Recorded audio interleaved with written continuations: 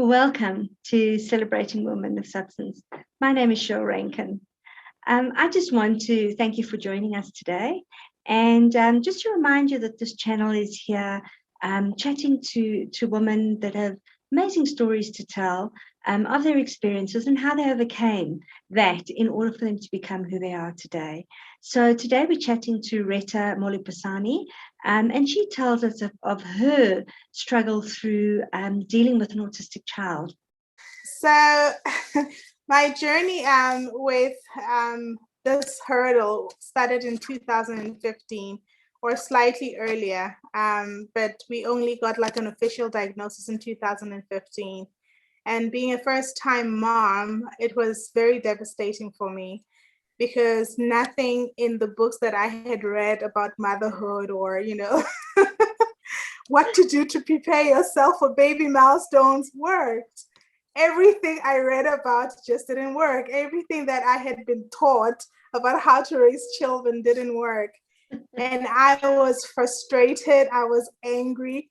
I was depressed. For a large part of that season, I was depressed. I now know that it was depression.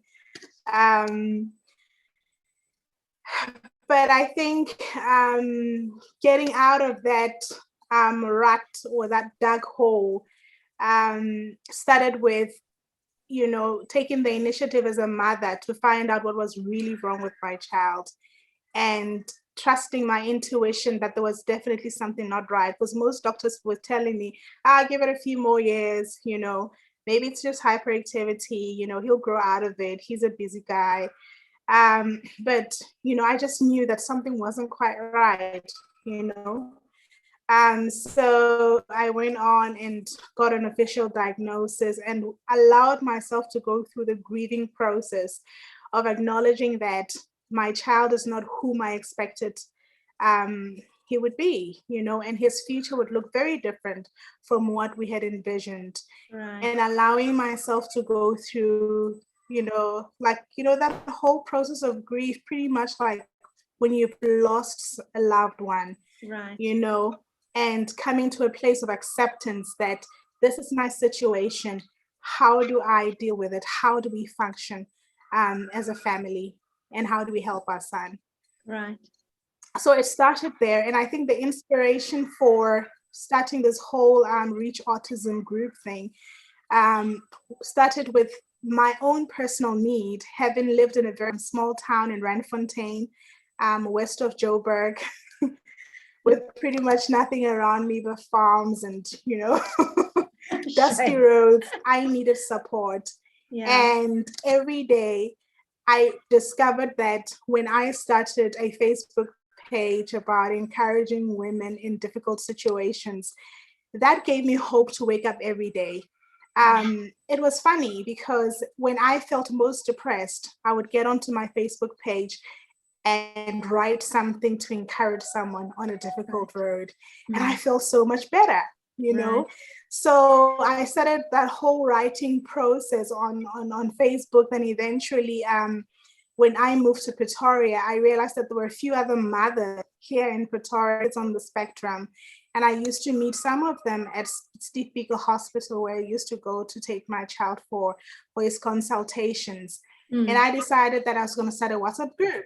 And I was going to now focus on moms with children on the spectrum and share the information that I had. So, yeah, and the journey just being the biggest breakthrough in terms of reaching more people was during the first lockdown. Right. That was a really trying time for me because the kids were in the house all at the same time. Everybody was pretty much under 5 because even my 8-year-old, in terms of his brain functioning age and his emotional capacity, he's still pretty much a 5-year-old, though he's 8. Yeah. So I had all these kids, and in the complex where we stayed in, they didn't even allow us to take walks in the garden. Oh, it was terrible. It was a serious hard lockdown, You're not allowed to take walks. You're not allowed to let your kids play outside, Yeah. So it was really horrible for me. So I decided that I was going to start an Instagram challenge and also like a WhatsApp challenge of homeschooling. Yeah. So every day I did that to encourage myself, so that I had something to look forward to every day. Right. You know, I started to create a schedule for myself. This is what I want to achieve this week, even if it's just that one thing, you know. And the focus was pretty much homeschooling, so that the kids were not left behind. So that really, really helped me, because I sank right back into depression. But I think also it empowered me to also, you know, seek the services of a therapist, somebody who would just help me deal with those very complex emotions, and to start treatment. Yeah, because I think in the past I used to really feel like, you know, it was a negative thing for me to have to be dependent on antidepressants, because of what people say about antidepressants. So I had a very negative view of that, but that was that was one of the things that really helped me. Right. Yeah. So tell me, I know that you yourself went through a very depressive stage when you were coming to terms with the fact that your son had autism, you know, that he was within the spectrum. So I mean, it's without. I know antidepressants is a big part of it. Sometimes you do need to go on it just to bring you back down, you know, into a calmer state in order for you to be able to function. How are you coping now that you know that he's got autism, and you know that you've got that group that you've started to help? How are you coping now? That's an interesting question. So I've got two sons on the spectrum, and one was diagnosed during the second lockdown. Really? Yeah, so that threw me completely, like, I think it just hurt more to have to deal with the fact that it was happening to me the second time. I'm with you. So I think I've gone back, you know, I've gone back to the things that have helped me in the first crisis that I had, you know, which is to go through the process again, allow myself, you know, to grieve, allow myself to acknowledge how I feel, allow myself to give myself time out for self-care, for reflection, for exercising, allow myself to have my times of, you know, spending time with God, meditating on what is true, what he says, you know, is true for me, like, you know, believing in something bigger than myself, you know, that my life has a purpose, that even this journey has a purpose. I think if I wasn't sure about it the first time, I'm definitely sure about it now, because it's happening again. I'm like, okay, big deal, God. Okay, so I suppose you really want me to champion this thing, you know, but I don't think I know how to do it. You know, I don't think I know how to do it. So you're going to have to help me every single moment. Yes. You know, so I think that what really helps me is to focus on truth, is to focus on, you know,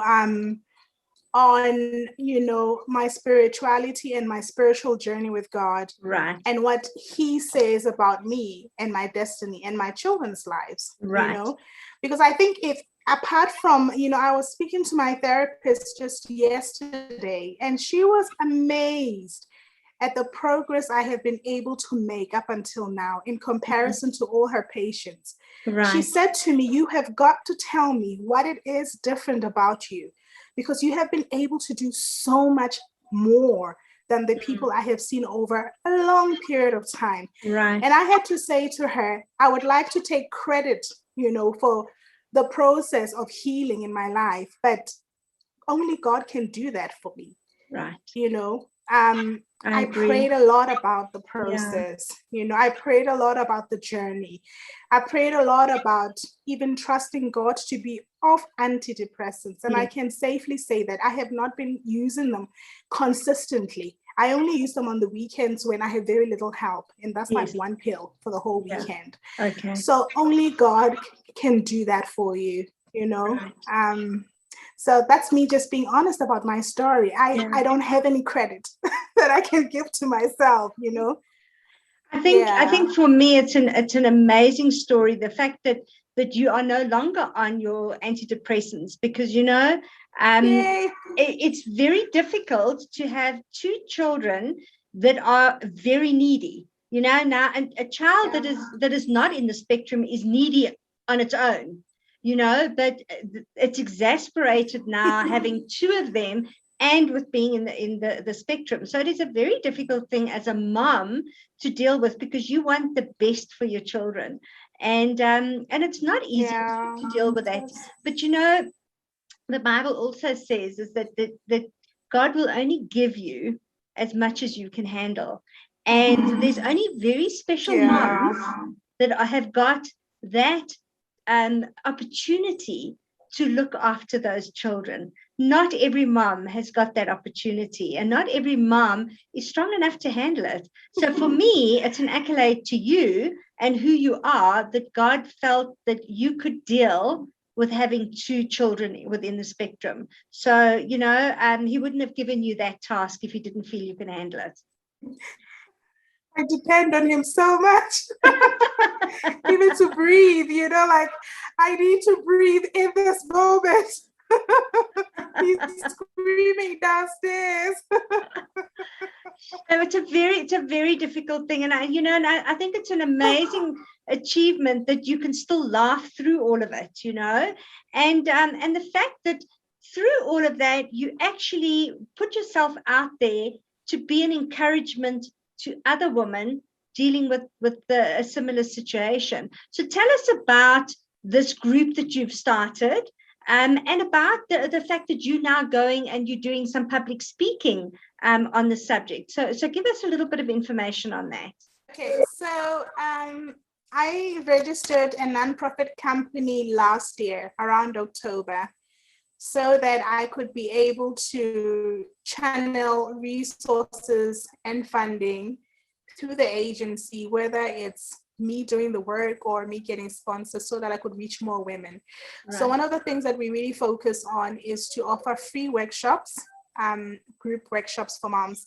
Before the lockdown, we used to have one once a month in my own home, where we could do practical things together, watch a YouTube video of, whoever is helpful out there in OT, a behavior, a behavior therapist together, so that I could make the knowledge that I have, also being having a background in the medical field, accessible to people, especially in Black communities that do not have resources.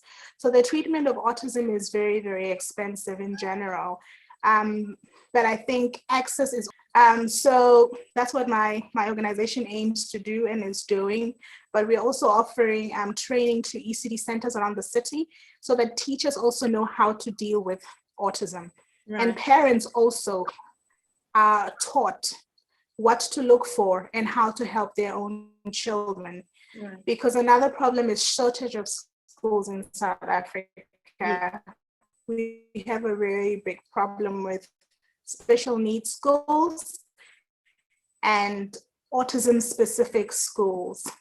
Right. So I think another passion that I also have is to empower moms, the primary caregivers, even if it's not a mom, but a primary at home. Yeah. Because our children on the spectrum are left behind. They are considered not intelligent because they are nonverbal, most of them, or they are delayed in potty training and a whole lot of other things. But it's not necessarily, a deficit in mental capacity or intellectual capacity. So we want to make those resources available. Right. And have you had a really strong response to the resources that you have available? Because I don't have any data on how many children we do have, within the spectrum in, say, the Joburg area, because I know that there are a lot of children with it, some diagnosed, some not, because I don't know if all the doctors want to put it down to autism, or behavioral problems, which is what I believe that, some of the children, behavioral problems are actually autistic, and they have not quite diagnosed that yet. So do you have any stats around that? Not really. I think South Africa is well, in comparison to the rest of Africa, we are just a little step ahead. Yes. In terms of doctors now having very specific tool sets to say this is how we can diagnose autism. Yes. But in terms of reporting, data collection, that's not being done. Right. And one of the reasons I think it's because the government itself, the Department of Health itself, is not where it should be in terms of giving autism attention. I'm with you. So it's like, a once in a year thing, April, Autism Awareness Month. And after that, life continues. Public hospitals do their diagnosis. And I don't think any of these things are being documented, any of, the actual stats. What we do know is that at least 1 in 54 children in the US are being diagnosed since 2020 on the spectrum. But I think the number is bigger here. Yes, because I would think it's full. Yeah. It's full. I mean, the neonatal, the neurodevelopmental unit, the NICU at Steve Biko, is full. Really? Every week. Yeah. It's full. If you want to start an assessment for your child, you've got to wait until the next year if you do it in the middle of the year, because it's full. The calendar's full.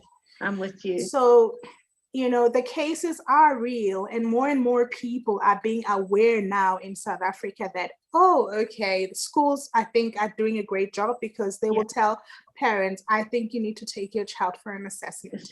But a lot of people do not quite know what the process is. Yeah. A lot of people don't know. Yeah. One of the principals at my child's school is asking me, we've got some children here. What would you advise? What is the process? Yeah. So I find it very interesting that you've got 2 children that have been born with autism. I'm not quite sure at what level they are. I mean, are they at the same level or they're different?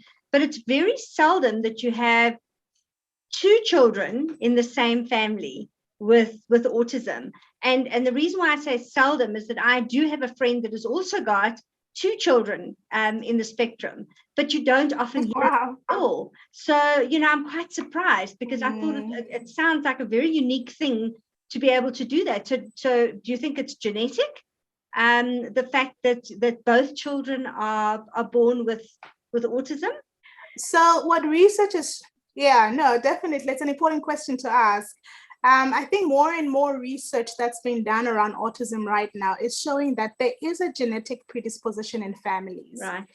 And it usually affects male children. So you are most likely to have a sibling with autism if it's a boy, and the firstborn was a boy. Yeah. But there's also genetic factors, environmental factors, where the predisposition plus exposure to heavy metal toxicity through, your normal tap water, because our taps, the plumbing and all of that, it's old in the city mostly. Right. The pipes are rusted, and this heavy metal contamination in our water, things like that. Right. Or some people have had, exposure to vaccines. And after the vaccines, they were able to see a huge change in their children, to say, my child stopped talking or regressed after a particular vaccination. So there isn't really one answer to the question to say it's because of vaccinations, don't vaccinate your child. Because I had one child vaccinated, and when I found out that there could be a predisposition, my second born was not vaccinated, but he still got autism. Right. So there isn't one, I can't really say that there's one, answer to your question, but it's both genetic predisposition and environmental disposition. So you do have this group. I mean, are you still within the Randfontein area? No, I moved to Pretoria, so I'm now in Pretoria. All right. So I don't physically meet with my group anymore. Right. Because of obviously COVID. So I do have a group that is focused mainly around the women in Pretoria on my WhatsApp, but it's open to anyone. Okay. And the Instagram is for a much wider reach, and Facebook. Right. Okay, so if you can just give me your details of, if there's anybody in the Pretoria area that would like to join your group, how they can actually get hold of you, just so that they've got that support, because you know what it's like. I mean, you were in that position yourself. Yeah. You just felt so alone. You were like on an island, and you actually went and found a way of communicating to other women that are in the same position. Yeah. So on Instagram, which is my most active group right now, my most active platform, my handle is @reach AUT.SA. Right. Yeah. And then my WhatsApp link would probably be on my on my LinkedIn, my profile, I mean. Yeah. All and right. then my Facebook group, I think it's called Inspiring Hope to Autistic Parents in South Africa. Okay. Yeah, that's the name. That's fantastic. Yeah. I'm running a stationary drive. I'm still running it. I run it all year to collect resources so that we can put the packages together. I haven't had much of a response in that regard, so I'm still looking for sponsors in that. Well, I mean, is that to put the packages together for the children at home with their parents? Yes, it's to encourage moms to homeschool. Right. Yeah. It's a fantastic because the waiting list goes for about 2 years. It's really, Thank you. I mean, the kids are home for 2 years before you can get them into a really good school, government school. So it's terrible. It's a very, very long time to actually do it. And I know that you do have help during the day, but I think that, during the lockdown, you weren't able to have that help and you were stuck at home with the children by yourself.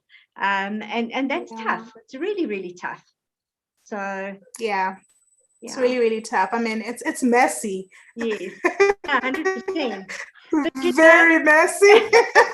But one thing I have to say is that you are one of the bubbliest persons I've spoken to. I mean, it's been amazing chatting to you, knowing that what you're dealing with, allowing that to come through, which is really an accolade to you. And I have to say thank you for taking the time to chat to me, and bringing the spotlight into or to moms with autistic children. But also not just that, it's encouraging, whatever problem you're dealing with is, don't wait for somebody else to start it. Get up and do it yourself. Start a group, start an action group that is going to actually help other people out there. And in that way, you're going to have so many resources that it's going to be difficult to select, which resource to use. And that, I think, is ultimately where I'd like to see women going, as to empower themselves. Thank you so much. I think, well, my name means joy, so I don't think I have much of a choice. And my name is Joy. So I'm Rheta Molapisane, which means loss of joy. And then my second name is Joyce. So your parents were 100% certain that you were going to be a joyful child. They were 100% sure, and I'm glad, because the Bible also reminds us that the joy of the Lord is our strength. So I think the strength really comes from joy. 100%. But I've got to fight for it every day. It doesn't come easy. I have to fight for it every day. But nothing good in life comes easy, and we have to work for those things. So and it is so much more rewarding when you work for something, and also, all glory to God anyway, because I mean, he puts us in this place, and he throws these things at us, and we deal with it, and we can either sink or we can swim, and I think that it's so important that we just keep going, because you know what, it's going to get better. The cloud is eventually going to clear, the storm's eventually going to pass. It's not going to be like this forever. Sometimes it feels like it's going to be like that forever, but it's all in your attitude, and it's all in who you're thankful to, and having a grateful heart. Definitely. Thank you so much. This is a huge encouragement to me having this interview. Thank you so much. Well, I think you will be an encouragement to other ladies out there. So I want to thank you for that. Thank you for joining us. What an inspiration she is. She is one of the bubbliest people that I have spoken to in a very long time, and understanding what she's been going through. And she's still got such an amazing disposition. I'm just so grateful that I had the opportunity to chat to Rheta. So thank you again for joining us. I just want to remind you that, Celebrating Women of Substance is a channel that I started purely to encourage women out there that are going through problems to share their stories of what they went through and how they managed to get out on the other end. And I just really want to say that it's an important thing to share those stories, because it's such an encouragement to women out there that are going through same or similar scenarios. So, I just want to end off that in no story is irrelevant, and no success is insignificant. So I really want to encourage you, if you do want to share your story, please contact me. I would love to chat to you. And I would love to hear what amazing things has been happening and the amazing successes that you've had. Thank you for joining again.